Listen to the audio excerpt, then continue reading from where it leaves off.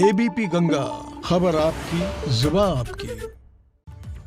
वाराणसी में नगर निगम के तालाब और पोखरों पर अतिक्रमणकारियों की टेढ़ी नजर हुई और फिर एक एक कर 1200 से ज्यादा तालाब गायब हो गए। लेकिन इसके बावजूद भी नगर निगम को मानो कोई फर्क ही नहीं पड़ रहा हो।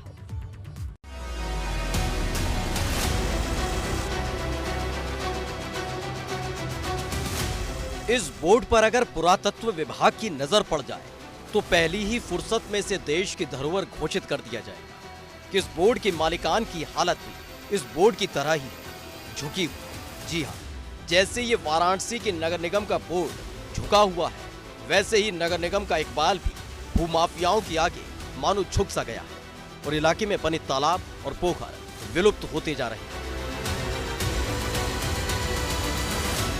जिस तेजी के साथ तालाब और पोखर विलुप्त हो रहे हैं, अगर नगर निगम इनकी देखभाल न करता और जिम्मेदारी वन विभाग के हाथों होती तो बाघों की तर्ज पर इनको बचाने की मुहिम शुरू कर दी जाती। खैर दुर्भाग्य इन तालाबों और पोखरों का कि लगातार ये गायब हो रहे हैं और नगर निगम के अधिकारी अपने बड़े वाले ऑफिस के बड़े वाले कमरे में बड़े पद पर बैठकर बड़ी बड़ी बातें कर रहे हैं।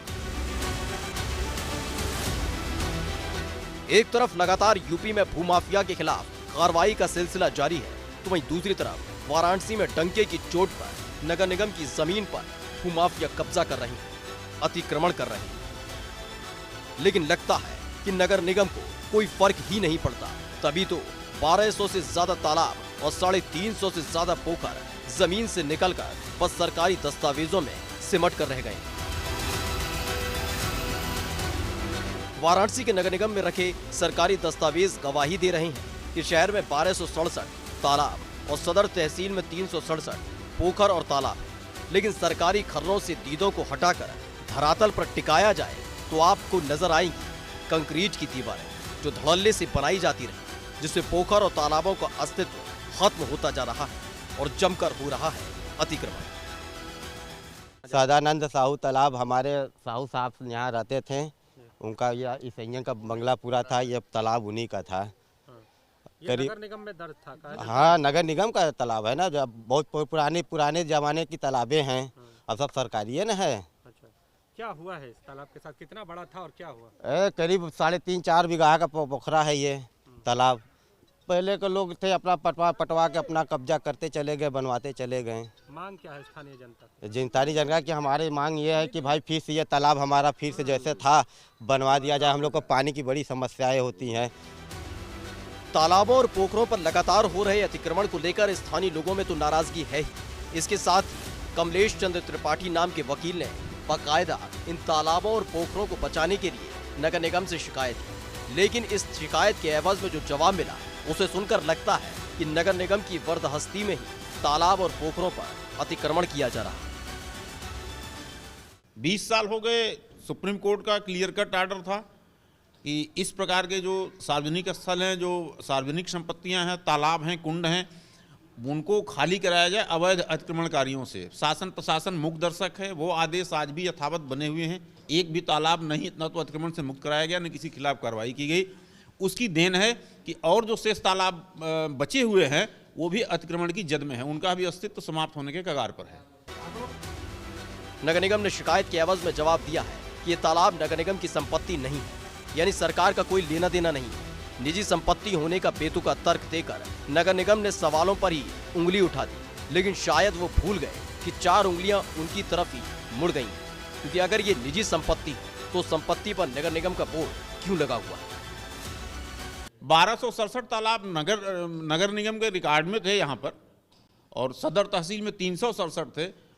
और आज के स्थिति में जो है उन तालाबों में अगर आप खोजने जाएंगे बनारस में तो शायद ही इक्का दुक्का तालाब कहीं आपको नजर में आ जाए, एक भी तालाब बचा नहीं है। अतिक्रमण का शिकार है पूरे तालाब अतिक्रमण शिकार। बड़ी बड़ी बिल्डिंगें बन गई, इमारत बन गई है, लोग उसको विक्रय कर दिए हैं, उस पर बाउंड्री बना लिए हैं, कारोबार चल रहा है। ये स्थिति है तालाबों की। वहीं नगर निगम से तालाबों पर अतिक्रमण पर सवाल किया गया तो खुद की पीठ थपथपाई रस्म का निर्वहन करने लगे। नगर आयुक्त गौरंग राठी ने तो कार्रवाई का पूरा कच्चा चिट्ठा खोल कर रख दिया कि कैसे, कब, कहां तालाबों को भूमाफिया के पंजे से मुक्त कराया गया। कहा कि कुछ हमारे इसमें हाईकोर्ट में लंबित केसेस थे, इसमें जो अध्यासी है वो पहले उसमें हाई कोर्ट में लगातार केस चल रहा था, तो एक्टिवली बहुत ज़्यादा परस्यू हम नहीं कर पाए थे। तो उनको हम एक्टिवली परस्यू कर रहे हैं कि लीगली हम लोग रेमेडी लेके तभी उस पर कार्रवाई करें, अन्यथा हम लोग कार्रवाई करने जाते हैं तो उस पर उल्टा कंटेम्प्ट की स्थिति बनती है। तो ये कुछ तालाबों का इशू है कि नॉन जेड के जो तालाब थे वो दर्ज भी हो गए समयकालीन में, पर चूँकि नॉन जेड प्रॉपर्टी है तो हम लोग उसमें एक उसकी प्रक्रिया है, विधिक प्रक्रिया, उसी के तहत हम लोग इसको खाली करवा रहे हैं। पर जैसा मैंने बताया कि इसमें काफ़ी मेजर सफलता बड़े बड़े तालाबों पे, चाहे वो नदेसर हो या पांडेपुर हो या सोनिया तालाब हो, इस पे हमने अभी हाल ही में हासिल की है। धन्य है प्रभु आप कि आपकी बर्दहस्ती में तालाबों को बचाने का प्रबल अभियान चलाया गया। आपके होने भर से ही तालाबों की रंगत बरकरार है और खिलखिला रही है काशी। वैसे सच बताइए नगर आयुक्त महोदय, शहर भर में बने जिन तालाब और पोखरों का जिक्र सरकारी दस्तावेजों में मिलता है, उनका निरीक्षण स्वयं आपने अपने चक्षुओं से किया या नहीं? क्योंकि शायद आपको जानकारी ना हो, लेकिन भूमाफिया तालाब और पोखरों को लील चुके हैं और वहां खड़ी कर दी गई है कंक्रीट की दीवार। इसमें बहुत जहाँ देखा गया वहाँ पे भूमाफियाओं ने कम, बल्कि जो आसपास के लोग हैं उन्होंने अपना भूमि विस्तार करके अपने घर बना लिए या फिर समय काल में लोग रहने लग गए, इस प्रकार का है। किसी एक पर्टिकुलर व्यक्ति का इस प्रकार का कोई संज्ञान में नहीं आया, पर वहाँ पे अध्यासन था। तो अब कलेक्टिवली 4, 5, 7 घर हैं, जैसे बकरिया कुंड में करीब 9 घर बन चुके हैं। तो इस तरह की स्थिति है, पर उसको टैक्टफुली हम लोग हैंडल करके, पर उसमें स्ट्रॉन्ग एक्शन हम लोग ले रहे हैं। तो बकरिया कुंड में कल भी हमने अतिक्रमण हटाने की कार्रवाई करी, और जैसा मैंने कहा कि सर्दी का समय है तो उस तरह से संवेदना भी एक एंगल रखना पड़ता है मानवता का, और उसके हिसाब से कि वो रिहैबिलिटेट हो पाए, हम लोग कार्रवाई कर रहे हैं। फिलहाल नगर आयुक्त साहब ने पहली ही फुर्सत में सरकारी बयान को परोस कर रख दिया कि अतिक्रमण करने वालों के खिलाफ नगर निगम कार्रवाई कर रहा है, अभियान चलाया जा रहा है और लगातार तालाबों को मुक्त कराया जा रहा है। वो बात अलग है कि नगर निगम का बोर्ड ही नगर आयुक्त की कर्तव्य परायणता की पोल खोल रहा है। वाराणसी से एबीपी गंगा के लिए नीतीश कुमार पांडे की रिपोर्ट।